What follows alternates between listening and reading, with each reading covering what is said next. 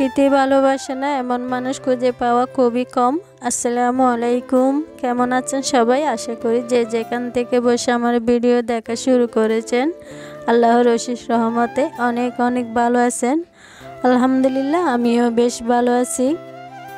প্রতিবারের মতন চলে এলাম আর একটা নতুন ভিডিও নিয়ে। আশা করছি আপনাদের কাছে ভালো লাগতে পারে।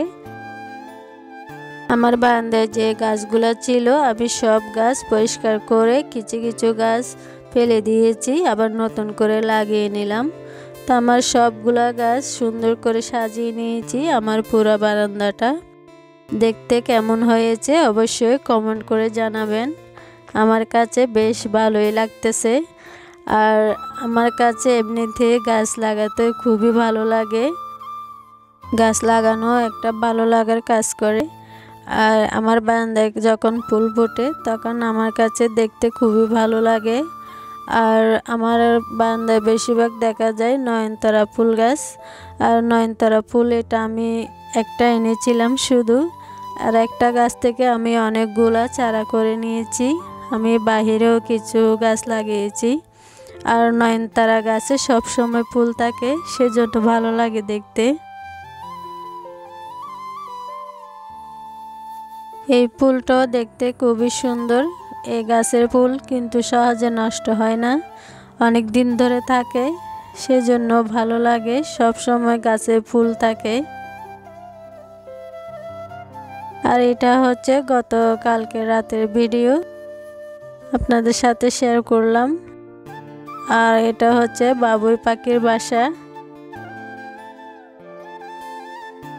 আর এই ফুল গাছটা আমার কাছে দুইটা আছে, দুটোটাতে ফুল ধরেছে। যাই হোক, আমার বারান্দা দেখতে কেমন লেগেছে অবশ্যই কমেন্ট করে জানাবেন। রুমের কর্নারে যে শোপিসগুলো ছিল আমি সবগুলো পরিষ্কার করে নিয়েছি, কারণ রং করাতে অনেকগুলো ধুলাবালি এসে পড়েছে। আমি কিছু কিছু জিনিস পরিষ্কার করে নিয়েছি। প্রচুর পরিমাণ ধুলাবালি বসেছিল, আমি ধুয়ে পরিষ্কার করে নিয়েছি। এমনিতে মুছলে তো আর যাবে না, সেজন্য ধুয়ে নিয়েছি। ধুয়ে পরিষ্কার করে শুকিয়ে নিয়েছি। তো এখন রেখে দেব একটা একটা করে। আর ভিডিও এই পর্যায়ে এসে সবাইকে একটা অনুরোধ করি, প্লিজ আমার ভিডিও শুরুতে একটা লাইক দিয়ে দিবেন আর আমার পুরো ভিডিওটা দেখে নেবেন। আর আমার ভিডিওতে যদি কোনো অংশ ভালো লেগে থাকে অবশ্যই একটা সাবস্ক্রাইব করে আমার পাশে থেকে যাবেন। আর এমনিতে বাইরে থেকেও অনেক ধুলাবালি আসে প্রতিদিনই। তো আমাদের প্রতিদিন কিন্তু এই কাজটাও করতে হয়, প্রতিদিন না হলেও একদিন পর পর হলেও করতে হয়।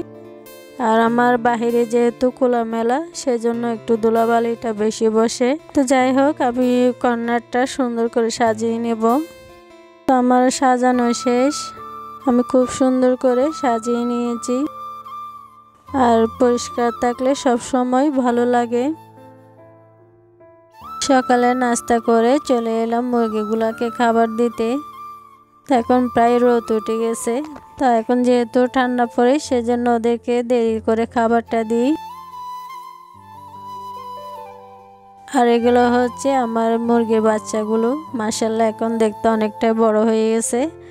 আর এদের বয়স প্রায় এখন 2 মাস পার হয়ে গেছে। মাশাআল্লাহ আমার বাচ্চাগুলো সুস্থ আছে, মুরগির বাচ্চাগুলো একটাও কিছু হয় নাই।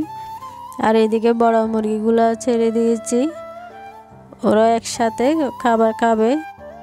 আমি মাঝে মধ্যে ওদেরকে বেঁধে রাখি। তো এদিকে আমি সবাইকে দিয়েছি খাবার। তো আমার প্রতিদিনই কিন্তু এই কাজগুলো করতে হয়।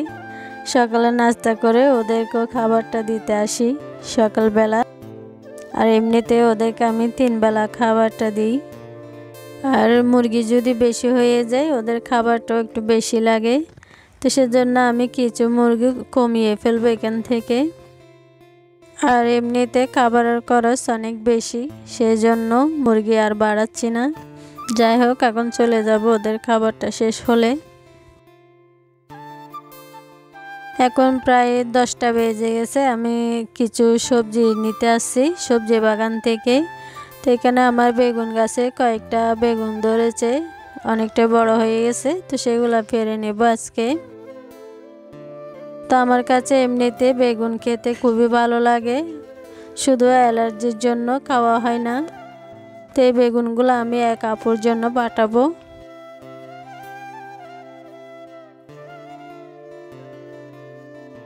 এখানে লাউ গাছে কয়েকটা লাউ আছে, জানি না থাকে কি না। আর পাখি তো এমনিতে খেয়ে ফেলে। আর টমেটো কয়েকটা বড় হয়ে গেছে, এখনো পাকে নাই।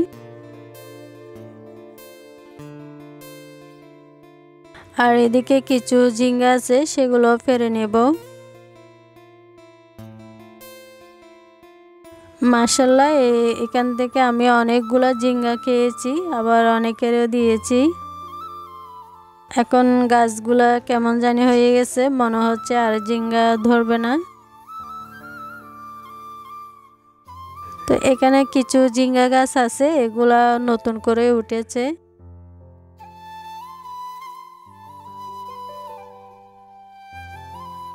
এখানেও কয়েকটা আছে ঝিঙ্গা, তো সব ঝিঙ্গা আমি পেরে নেব।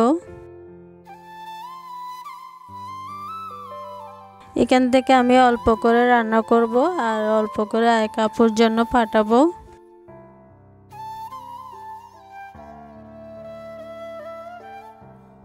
তো এখানে আমি যতগুলো ঝিঙ্গা আছে সবগুলো পেরে নিয়েছি।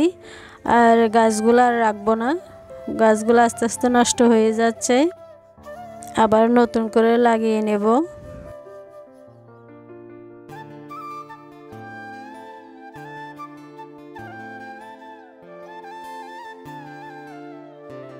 আর এখান থেকে আমি কিছু ধনিয়া পাতা নিয়ে যাব।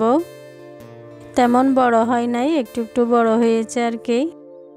ধনিয়া পাতাগুলো খুবই ঘ্রাণ, ভালো লাগতেছে। থেকে না আমার সবজি তোলা শেষ, এখন চলে যাব বাসায়। মাশাআল্লাহ, অনেকগুলো সবজি পেয়েছি, ঝিঙ্গা আর বেগুন।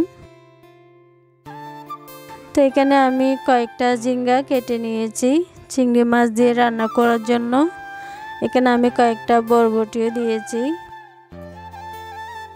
তো আমি অফ ক্যামেরায় মশলাগুলো কষিয়ে নিয়েছিলাম। তো আমি ঝিঙ্গাগুলো একটু কষিয়ে আমি হালকা করে একটু পানি দিয়ে দিলাম।